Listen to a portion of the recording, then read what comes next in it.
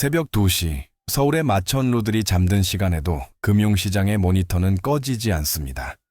붉은색과 파란색으로 전멸하는 숫자들 사이에서 우리는 종종 가장 중요한 신호를 놓치곤 합니다. 바로 환율입니다. 대부분의 사람들에게 환율은 해외여행을 갈 때나 신경 쓰는 숫자에 불과할지 모릅니다. 하지만 경제학적인 관점에서 원달러 환율은 대한민국이라는 거대한 댐을 지탱하는 수위와 같습니다. 지금 그 수위가 위험 수위를 넘나들고 있습니다. 우리가 일상에 취해 있는 이 순간에도 시스템의 가장 깊은 곳에서는 미세하지만 분명한 균열음이 들려오고 있습니다. 이것은 단순한 숫자의 등락이 아닙니다. 지난 수십 년간 우리가 쌓아 올린 부의 토대가 흔들리고 있다는 시장이 보내는 가장 냉혹한 경고장입니다. 우리는 흔히 경제 위기가 거대한 폭발음과 함께 시작될 것이라 착각합니다. 뉴스 속보가 쏟아지고 주가가 폭락하며 은행 셔터가 내려가는 영화 같은 장면을 떠올립니다. 하지만 역사는 말해줍니다. 진짜 위기는 소리 없이 찾아옵니다. 마치 끓는 물 속의 개구리처럼 우리가 온기를 즐기는 사이 서서히 온도가 올라가고 어느 순간 되돌릴 수 없는 임계점을 넘게 됩니다. 지금 대한민국 경제를 감싸고 있는 공기가 바로 그렇습니다. 환율이 심리적 저항선을 뚫고 올라갈 때마다 정부는 일시적 현상이라며 시장을 안심시키려 합니다. 수출 기업에는 호재가 될 수 있다는 낙관적인 전망도 곁들입니다. 그러나 실상을 들여다보면 상황은 전혀 다르게 돌아가고 있습니다. 외국인 투자 자금의 이탈 속도는 빨라지고 있고 기업들의 달러 확보 전쟁은 이미 물밑에서 치열하게 전개되고 있습니다. 이 다큐멘터리는 막연한 공포를 조장하기 위해 기획된 것이 아닙니다. 오히려 지금 우리 눈앞에 펼쳐진 현상을 냉정하게 해부하고 감정 섞인 낙관론을 배제한 채 오직 데이터와 팩트로만 현재의 좌표를 확인하기 위함입니다. 환율이 통제 범위를 벗어난다는 것은 무엇을 의미할까요? 그것은 단순히 수입 물가가 오르는 차원을 넘어섭니다. 그것은 대한민국이라는 국가의 신용도, 기업의 자금 조달 능력, 그리고 결국에는 여러분의 자산 가치와 직결되는 문제입니다. 과거 1997년의 악몽이 우리에게 남긴 교훈은 명확합니다. 설마 하는 방심이 가장 큰 적이라는 것입니다. 당시에도 펀더멘털은 튼튼하다는 말을 믿었습니다. 하지만 환율 방어선이 무너지는 데는 불과 며칠이 걸리지 않았습니다. 지금부터 우리는 심층적인 분석을 통해 현재 대한민국 금융 시스템에 발생한 균열을 집요하게 추적할 것입니다. 금리와 환율의 상관관계부터 시작해 부동산 시장의 뇌관으로 작용할 PF 부실, 그리고 이것이 개인의 삶을 어떻게 파괴할 수 있는지까지 낱낱이 파헤칠 것입니다. 이 긴 여정의 끝에서 여러분은 단순히 경제 지식을 얻는 것을 넘어 다가올 파도 속에서 나와 내 가족의 자산을 지킬 수 있는 생존의 나침반을 얻게 될 것입니다. 지금 보고 계신 이 평온한 거리가 사실은 태풍의 눈 속에 있는 것은 아닌지 의심해 봐야 할 시점입니다. 자, 이제 그 불편한 진실을 마주할 시간입니다. 환율이라는 숫자가 가리키는 파국적 시나리오, 그 첫 번째 페이지를 넘겨보겠습니다. 환율이 단순히 오르고 내리는 숫자의 파동이 아니라 구조적인 붕괴의 전조라는 사실을 깨닫는 순간은 언제일까요? 우리는 이미 그 징후들을 목격하고 있습니다. 과거 1,200원대 환율이 위기의 상징이었다면 이제 1,400원대는 일상이 되어버린 뉴노멀의 시대로 접어들었습니다.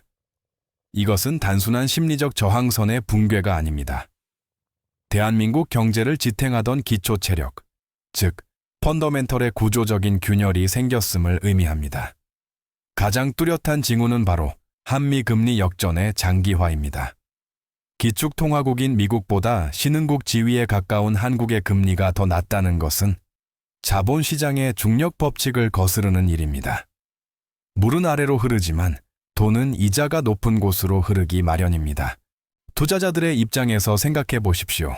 더 안전하고 더 높은 이자를 주는 달러 자산을 두고 위험도가 높고 이자율은 낮은 원화 자산을 보유할 이유가 사라지고 있습니다. 한국은행이 미국의 금리 인상 속도를 따라가지 못하는 이유는 명확합니다. 바로 1,900조 원에 육박하는 가계부채라는 뇌관 때문입니다. 금리를 올리자니 가계와 자영업자가 무너지고 금리를 묶어두자니 자본 유출과 환율 급등을 막을 수 없는 진퇴양난의 딜레마. 이것이 바로 지금 우리가 처한 현실입니다. 정부는 외환 보유고가 충분하다며 안심시키지만 시장의 신뢰는 숫자가 아닌 흐름에서 나옵니다. 무역수지 흑자 기조가 흔들리고 반도체 등 주력 수출 품목의 경쟁력이 의심받는 상황에서 환율 방어를 위해 쏟아붓는 달러는 밑 빠진 독에 물 붓기가 될 수 있습니다. 더욱 우려스러운 것은 이러한 자본 유출이 과거 외환위기 때처럼 급격한 썰물 형태가 아니라 아주 서서히 말라가는 가뭄의 형태로 진행되고 있다는 점입니다. 이를 슬로우 블리딩, 즉 천천히 피를 흘리며 죽어가는 현상이라 부릅니다. 기업들은 이미 해외 투자를 명목으로 달러를 밖으로 빼돌리고 있고 개인 투자자들조차 국내 주식 대신 미국 주식을 사들이며 원화를 매도하고 있습니다. 서학개미라는 용어 뒤에는 국내 자산 시장에 대한 뿌리 깊은 불신과 원화 가치 하락에 대한 공포가 깔려 있습니다. 이 모든 현상은 하나의 결론을 가리킵니다. 원화가 더 이상 안전한 가치 저장 수단이 아니라는 인식이 시장 참여자들 사이에 고착화되고 있다는 것입니다. 이 균열은 처음에는 보이지 않는 곳에서 시작됩니다. 은행의 유동성 커버리지 비율 LCR이 미세하게 하락하고 채권 시장에서 우량 기업의 회사채가 소화되지 않기 시작하며 단기 자금 시장의 금리가 요동칩니다.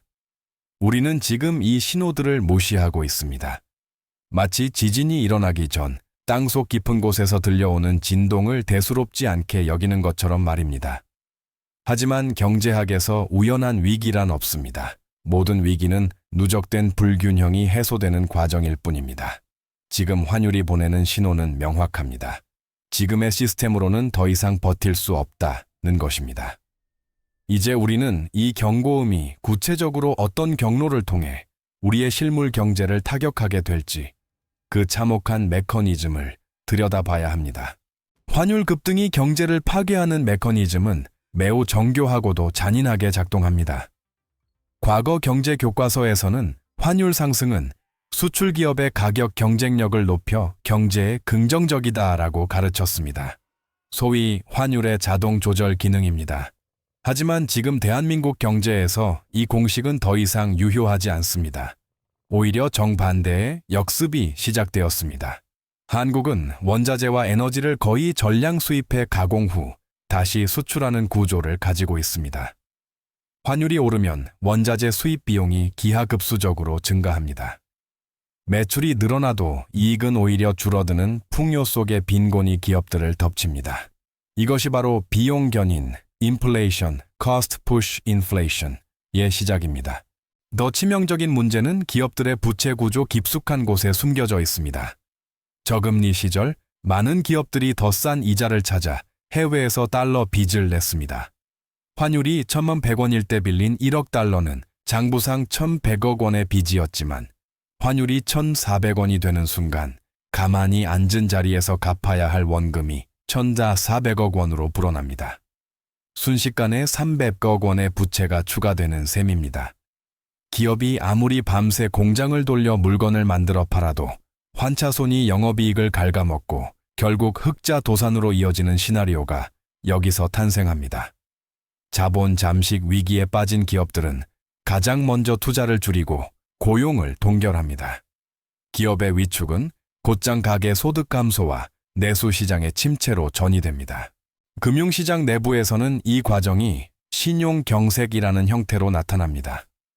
기업들의 재무제표가 망가지기 시작하면 은행은 비가 올 때 우산을 뺐듯 대출을 회수하려 합니다. 자금줄이 마른 기업은 더 높은 금리를 제시하며 단기 자금 시장으로 내몰리거나 알짜 자산을 헐값에 매각해야 합니다. 자산 가격이 하락하면 이를 담보로 잡고 있던 금융기관의 건전성마저 위협받게 됩니다. 결국 환율 쇼크는 실물 경제의 비용 상승을 유발하고 이것이 기업의 부실로 이어지며 최종적으로는 금융 시스템 전체의 유동성을 마비시키는 악순환의 고리 (vicious cycle)를 형성합니다. 이 죽음의 소용돌이가 진정으로 두려운 이유는 한번 작동하기 시작하면 자체적인 힘으로는 멈추기 힘들다는 점입니다. 환율이 오를수록 물가는 뛰고 물가를 잡기 위해 금리를 올리면 부채가 많은 기업과 가게가 무너지고 경기를 살리기 위해 금리를 낮추면 다시 환율이 폭등하여 자본이 탈출하는 딜레마. 이 꽉 막힌 회로 속에서 경제 주체들의 심리는 급격히 위축됩니다. 내일은 오늘보다 더 나빠질 것이라는 공포가 지갑을 닫게 만들고 소비 실종은 다시 기업의 실적 악화로 돌아옵니다.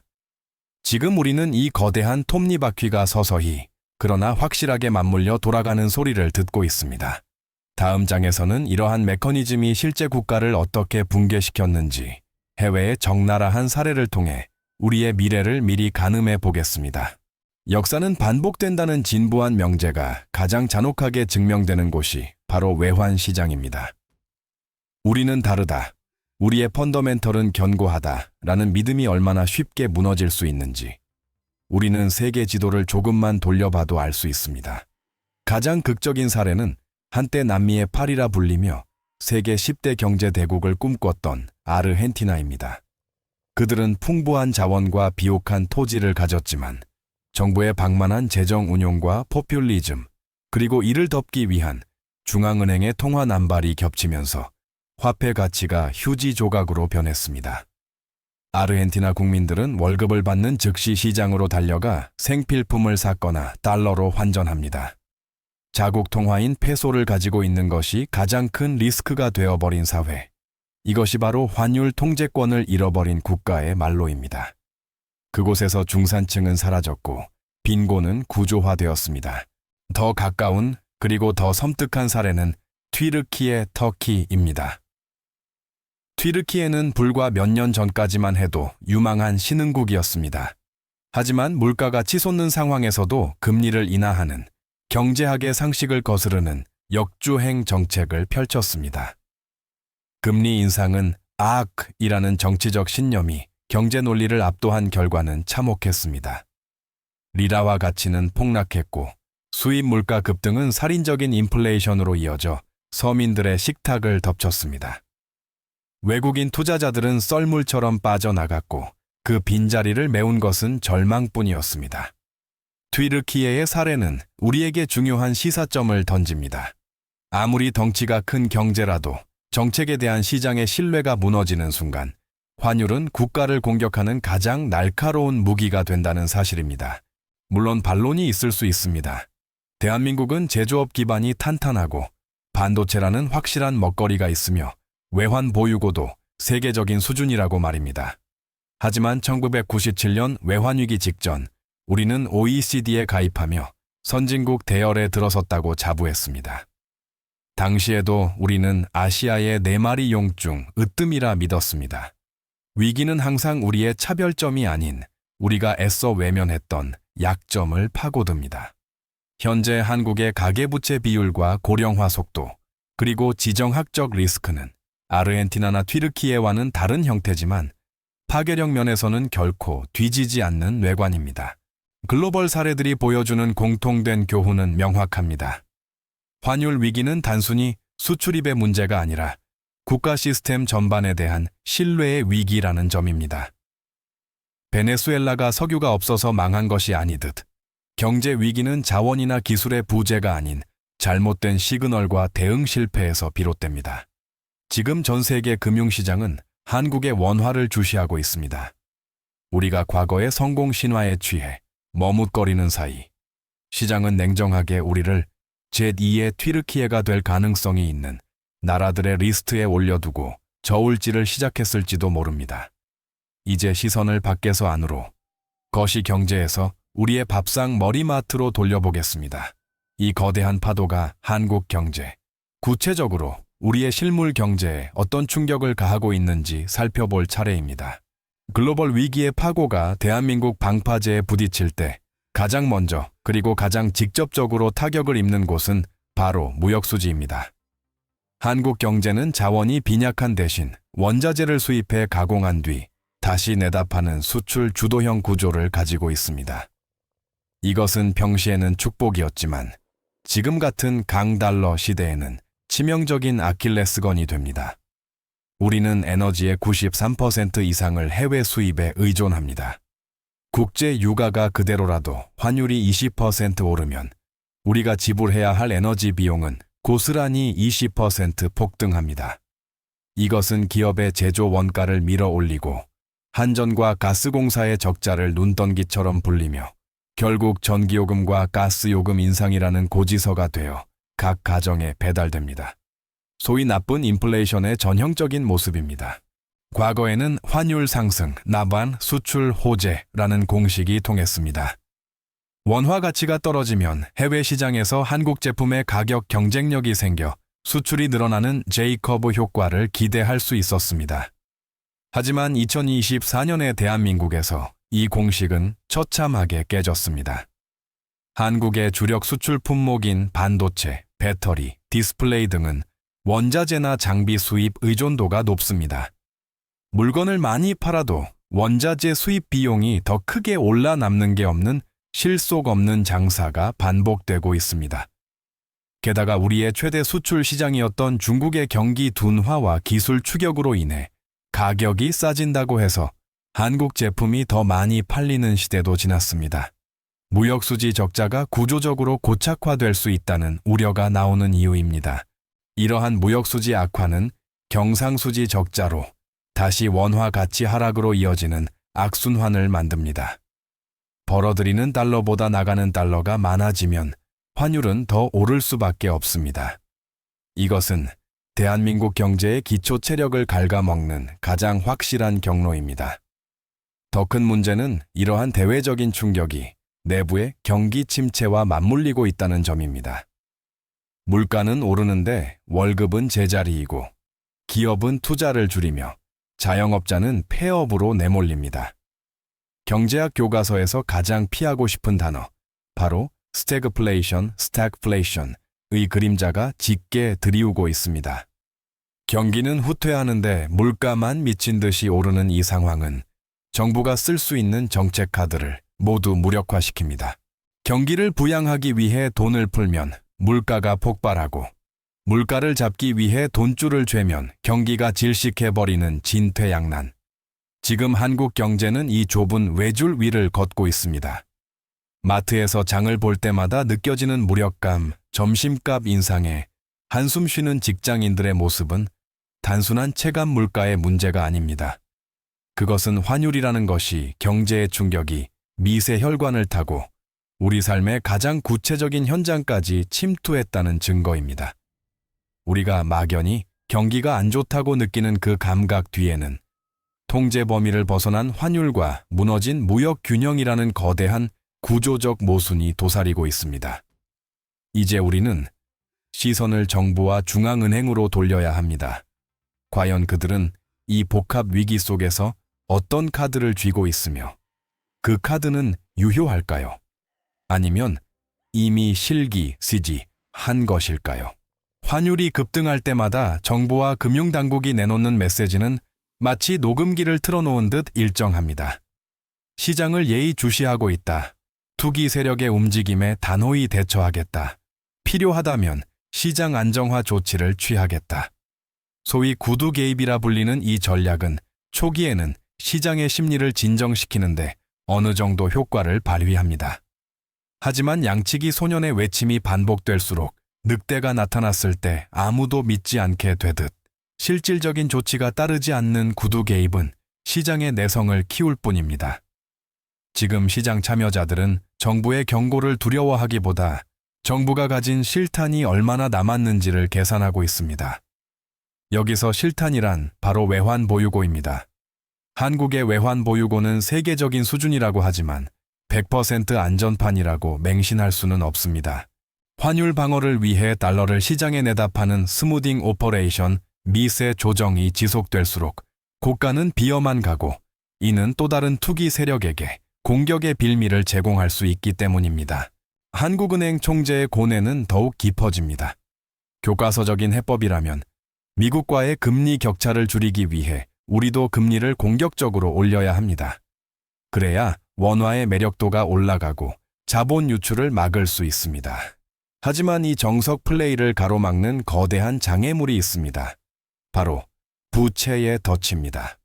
한국은행이 기준금리를 0.25%포인트만 올려도 변동금리 대출을 쓴 수백만 가구의 이자 부담은 수조 원 단위로 늘어납니다. 영끌로 집을 산 청년들과 빚으로 버티는 자영업자들에게 금리 인상은 사실상 파산 선고나 다름없습니다. 또한 부동산 PF 프로젝트 파이낸싱, 부실 문제로 살얼음판을 걷고 있는 건설사와 저축은행들에게 금리 인상은 폭탄의 심지에 불을 붙이는 격이 됩니다. 결국 한국은행은 환율을 잡자니 내수가 터지고 내수를 살리자니 환율이 폭발하는 진퇴양난, 즉 통화정책의 무력화 상태에 빠져 있습니다. 이 딜레마 속에서 정부의 대응은 본질적인 처방보다는 시간 벌기에 급급한 모양새입니다. 국민연금과 외환 스와프를 체결해 연금의 해외 투자용 달러 수요를 흡수하거나 수출 기업들에게 달러 매도를 독려하는 식의 미시적인 대책들을 쏟아내고 있습니다. 하지만 이런 대증요법들은 거대한 글로벌 것이 경제의 파도를 막기에는 역부족입니다.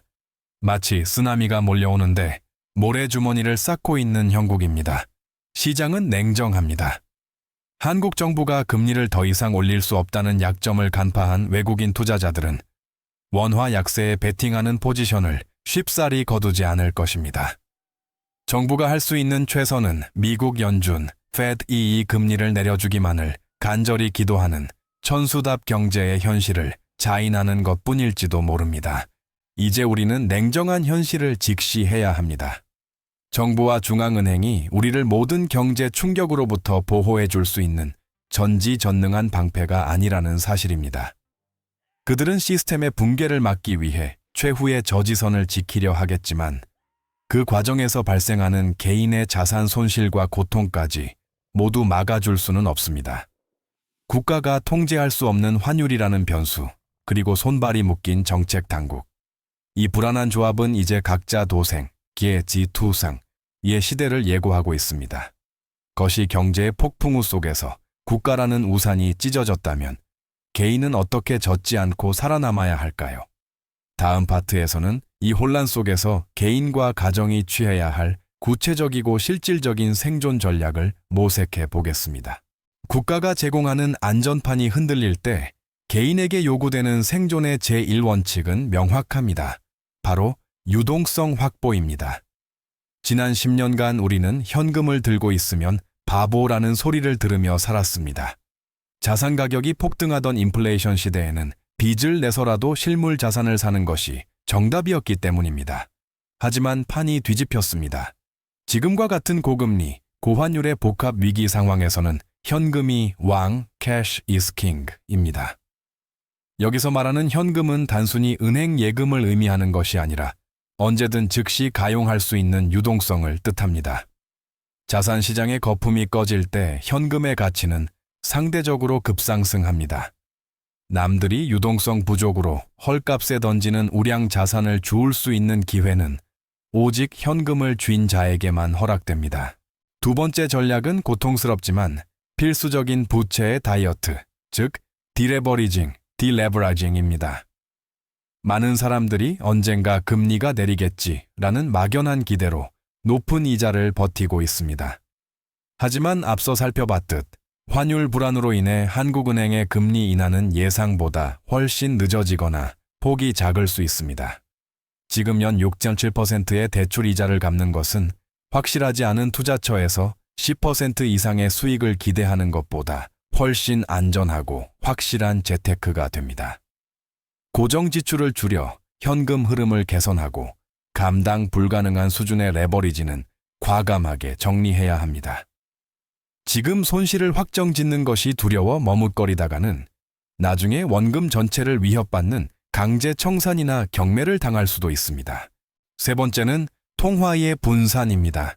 우리는 대한민국에 살며 원화로 월급을 받고 원화 자산인 부동산에 전 재산을 묻어두고 있습니다. 이는 계란을 한 바구니에 담는 것을 넘어 바구니 자체를 벼랑 끝에 두는 것과 같습니다. 자산 포트폴리오의 일정 부분은 반드시 달러나 금과 같은 안전자산으로 해지해야 합니다. 이것은 환차익을 노리는 투기가 아니라 원화 가치 급락이라는 재난에 대비하는 최소한의 보험입니다. 환율이 치솟을 때 내 원화 자산의 가치가 쪼그라드는 것을 달러 자산의 상승분이 상쇄해 줄 것입니다. 스마트한 자본은 이미 오래전부터 자산의 국적을 분산해 왔습니다. 이제는 일반 개인들도 내 돈의 국적을 진지하게 고민해야 할 시점입니다. 마지막으로 공격적 투자의 마인드를 방어적 생존의 마인드로 완전히 전환해야 합니다. 부동산이나 주식시장에서 섣부른 저가 매수는 독이 든 성배가 될 수 있습니다. 떨어지는 칼날을 맨손으로 잡으려 하지 마십시오. 위기의 정점은 아직 오지 않았을 가능성이 큽니다. 지금은 수익률을 좇을 때가 아니라 시장에서 퇴출당하지 않고 살아남는 것 자체가 승리인 시기입니다. 직장에서의 근로소득을 그 어느 때보다 소중히 여기고 무리한 사업 확장보다는 본업의 안정성에 집중하십시오. 경제의 겨울이 길어질수록 비축한 식량이 승패를 가릅니다. 우리가 준비해야 할 것은 대박의 꿈이 아니라 혹한기를 견딜 수 있는 기초 체력입니다. 지금까지 우리는 환율이라는 창을 통해 대한민국 경제의 민낯을 들여다보았습니다. 그 풍경은 결코 아름답지 않았습니다. 서서히 금이 가고 있는 방파제, 밖으로 빠져나가는 자본, 그리고 그 속에서 불안에 떠는 개인들의 모습. 어쩌면 이 이야기가 여러분에게 깊은 불쾌감이나 두려움을 주었을지도 모릅니다. 하지만 우리는 기억해야 합니다. 막연한 낙관론이 우리를 구원한 적은 단 한 번도 없었다는 사실을 말입니다. 1997년에 겨울이 그토록 추웠던 이유는 우리가 겨울이 올 줄 몰랐기 때문이 아니라 얇은 옷을 입고도 날씨가 좋다고 스스로를 속였기 때문입니다. 앞으로 우리가 마주할 미래는 변동성이라는 이름의 거친 바다입니다. 정부는 연착륙 소프트 랜딩이 가능하다고 말하지만 경제학의 역사에서 버블의 붕괴가 고통 없이 끝난 적은 없습니다. 빚으로 쌓아 올린 성은 무너지기 마련이고 그 과정에서 좀비 기업은 퇴출당하고 준비되지 않은 가게는 파산할 것입니다. 이것은 잔인하지만 피할 수 없는 자본주의의 정화작용입니다. 그러나 역설적이게도 바로 이 파괴의 과정 속에 새로운 기회가 숨어 있습니다. 모든 거대한 부의 이동은 평온한 시기가 아닌 시스템이 요동치는 위기의 순간에 일어났습니다. 누군가에게는 비명, 베이밍, 될 이 환율 쇼크가 깨어있는 누군가에게는 부의 사다리를 올라탈 수 있는 유일한 동아줄이 될 수도 있다는 뜻입니다. 이제 선택은 여러분의 몫입니다. 쏟아지는 뉴스에 일희일비하며 공포에 잠식당할 것인가? 아니면 냉철한 이성으로 현금 흐름을 지키고 다가올 자산 시장의 바닥을 기다리는 사냥꾼이 될 것인가? 우리가 통제할 수 없는 환율 그래프를 쳐다보며 한숨 짓는 대신 당장 내가 통제할 수 있는 나의 지출과 자산 포트폴리오를 점검하십시오. 그것이 거대한 것이 경제의 파도 앞에서 개인이 할 수 있는 가장 위대한 투쟁입니다. 마지막으로 이 다큐멘터리를 닫으며 한 가지 질문을 던지고 싶습니다. 당신의 자산은 그리고 당신의 가족은 이 폭풍우를 견딜 방주, 방초에 올라타 있습니까? 위기는 예고 없이 들이닥치지만 생존은 철저한 준비의 결과물입니다. 부디 이 영상이 여러분의 방주를 짓는데 작은 설계도가 되었기를 바랍니다. 밤이 깊을수록 새벽은 가까워오지만 그 새벽은 깨어 기다리는 자에게만 빛이 됩니다. 긴 이야기 들어주셔서 감사합니다.